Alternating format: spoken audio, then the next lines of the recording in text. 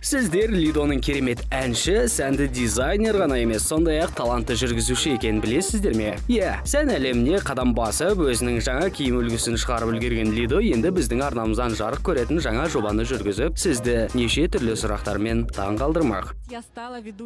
Мен следопыт деп аталатын мода мен стиль жайлы керемет жобаның жүргізушісі атандым. Бағдарлама барысында еліміздің танымал жұлдыздармен сөйлесіп, көңіл күйлерін, соңғы жаңалықтарын және үстіне киген киімдері жайлы сұрап білемін.